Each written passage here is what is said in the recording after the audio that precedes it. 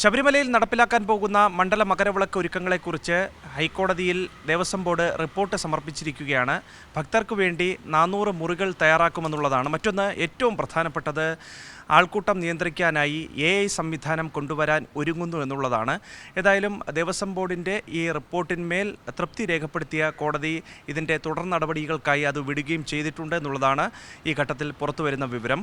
ജസ്റ്റിസുമാരായ രാജ വിജയരാഘവൻ, KV ജയകുമാർ എന്നിവരടങ്ങുന്ന Devaswom bench ശുചീകരണ കാര്യങ്ങൾ ഉറപ്പാക്കാൻ കൂടി നിർദ്ദേശം നൽകുകയും ചെയ്തിട്ടുണ്ട്. ശുചിമുറികളുടെ ശുചിത്വം ഉറപ്പാക്കുക, കൂടുതൽ ബയോ ടോയ്ലറ്റുകൾ സ്ഥാപിക്കുക, തടസ്സമില്ലാതെ കുടിവെള്ളം ലഭ്യമാക്കുക തുടങ്ങിയ നിർദ്ദേശങ്ങൾ കൂടി കോടതി ദേവസ്വം ബോർഡിന് നൽകുകയും ചെയ്തിട്ടുണ്ട്. ഭക്തർക്കുള്ള താമസ സൗകര്യം മെച്ചപ്പെടുത്തുന്നതിൻ്റെ ഭാഗമായി ഉദ്യോഗസ്ഥർക്ക് ആവശ്യമായ മുറികൾ ഒഴികെ 400ഓളം മുറികൾ ഓൺലൈൻ ബുക്കിംഗ് വഴി ലഭ്യമാക്കാനാണ് നിർദ്ദേശം നൽകുകയും ചെയ്തിട്ടുള്ളത്. മുൻകാലങ്ങളിൽ ഈടാക്കിയിരുന്ന വലിയ തുകയുടെ ഡെപ്പോസിറ്റ് ഒഴിവാക്കിക്കൊണ്ട് 50 രൂപയുടെ മടക്കി നൽകാത്ത സർവീസ് ചാർജ് മാത്രമാണ് ഇനി മുതൽ ഈടാക്കുകയും ചെയ്യുക. മുറികളുടെ ശുചിത്വവും പരിപാലനവും ഉറപ്പാക്കാൻ വേണ്ടി പ്രൊഫഷണൽ ഹൗസ് കീപ്പിംഗ് ഏജൻസികളെ കരാറടിസ്ഥാനത്തിൽ ഏൽപ്പിക്കുന്നതിനുള്ള നടപടികൾ കൂടി ആരംഭിക്കുകയും ചെയ്തിട്ടുണ്ട്. മാത്രമല്ല, അപ്പം, അരവണ എന്നിവ തയ്യാറാക്കുന്നതിനുള്ള സാധന സാമഗ്രികളുടെ സംഭരണത്തിൽ മുൻവർഷങ്ങളിൽ ഉണ്ടായിരുന്ന പോരായ്മകൾ പരിഹരിച്ചു എന്നുള്ള കാര്യം ബോർഡ് ഹൈക്കോടതിയെ അറിയിക്കുകയും ചെയ്തിട്ടുണ്ട്. ലേല നടപടികളിലും ടെൻഡറുകളിലും സുതാര്യത ഉറപ്പുവരുത്തുന്നതിന് വേണ്ടി കരാർ വ്യവസ്ഥകൾ സമഗ്രമായി പരിഷ്കരിക്കുകയും ചെയ്തിട്ടുണ്ട്. കടകൾ, ഹോട്ടലുകൾ, മറ്റു സേവനങ്ങൾ എന്നിവ ലേലം ചെയ്യുന്നതിന് വേണ്ടി പുതിയ ടെൻഡർ ലേല സംവിധാനം നിലവിൽ വന്നിട്ടുണ്ട്. ടെൻഡർ പൂർത്തിയായ ശേഷം 1 മണിക്കൂർ ലേലത്തിനായി അനുവദിക്കുമെന്നും അന്തിമ ലേലത്തുക സ്ഥിരീകരിക്കുന്നതുവരെ ലേലക്കാരുടെ വിവരങ്ങൾ രഹസ്യമായി സൂക്ഷിക്കുമെന്നും ബോർഡ് അറിയിക്കുകയും ചെയ്തിട്ടുണ്ട്.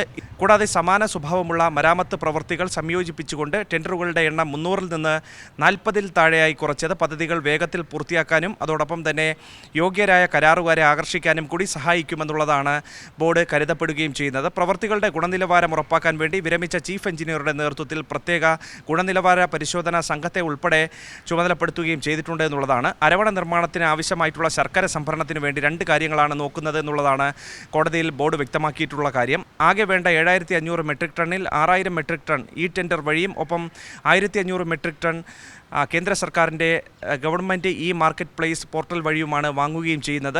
ഭക്തർ നടക്കി സമർപ്പിക്കുന്ന നെയ്യ് അരവണ നിർമ്മാണത്തിനായി കാര്യക്ഷമമായി സംരക്ഷിക്കാൻ എക്സിക്യൂട്ടീവ് ഓഫീസർക്ക് കോടതി നിർദ്ദേശം നൽകുകയും ചെയ്തിട്ടുണ്ട്. നെയ്യുടെയും മറ്റ് ഭക്ഷ്യവസ്തുക്കളുടെയും ഗുണനിലവാരം തത്സമയം പരിശോധിക്കുന്നതിന് വേണ്ടി ഫുഡ് സേഫ്റ്റി കമ്മീഷണറുടെ മേൽനോട്ടത്തിൽ അത്യാധുനിക ലാബ് ഉടൻ തന്നെ പ്രവർത്തന സജ്ജമാക്കുമെന്നുള്ളതാണ് ഈ ഘട്ടത്തിൽ മനസ്സിലാക്കാൻ കഴിയുന്ന പ്രധാനപ്പെട്ട വിവരം. ഈ തിരക്ക് നിയന്ത്രിക്കാനും ആൾക്കൂട്ടം നിയന്ത്രിക്കാനും ഭക്തർ കൂട്ടമായി എത്തുമ്പോൾ തിരക്ക് ഒഴിവാക്കാനും മറ്റുമായി AI സംവിധാനം നടപ്പിലാക്കുന്നത് പോലീസിൻ്റെ സഹായ സഹകരണത്തോടു കൂടിയാണ് എന്നുള്ളതാണ്.